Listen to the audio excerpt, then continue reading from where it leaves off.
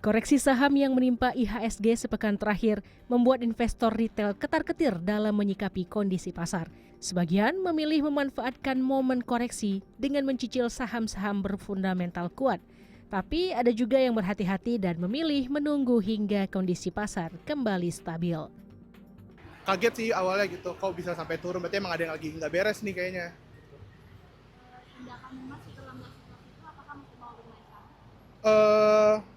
Kayaknya untuk dalam jangka waktu dekat ini kayaknya di stop dulu deh, tunggu stabil dulu, baru kalau misalkan emang sekiranya udah aman lagi, baru kita coba untuk main lagi sih. Gitu.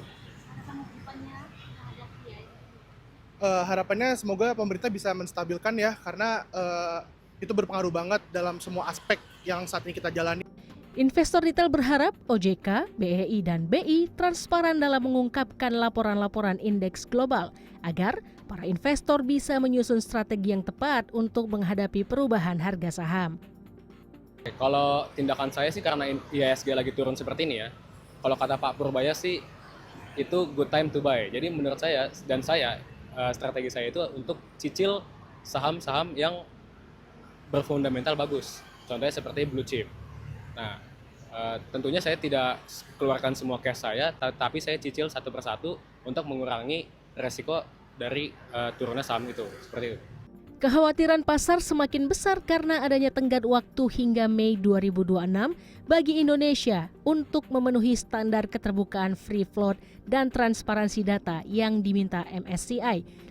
Menurut Direktur Sukor Sekuritas Bernadus, di tengah volatilitas tinggi, investor retail diminta lebih selektif. Strategi pembelian bertahap atau buy on weakness dinilai masih relevan untuk saham-saham berfundamental kuat dan yang rutin memberikan dividen.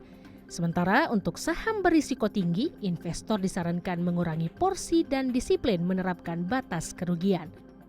Untuk investor yang low risk atau yang low risk yang tidak ingin meresikokan dananya, stay cash is important karena saat ini cash is the king.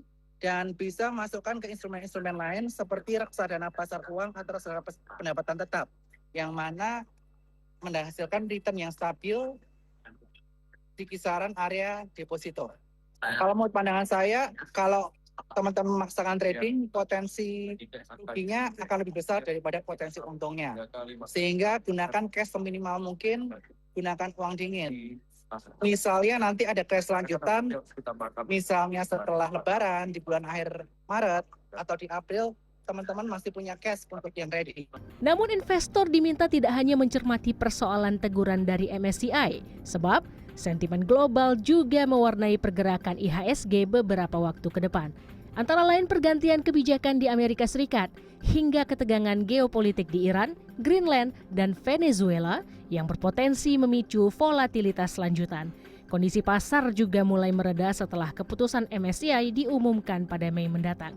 Rahel Sriwahyuni Sinaga, Fordantoro Bimantoro, Jakarta.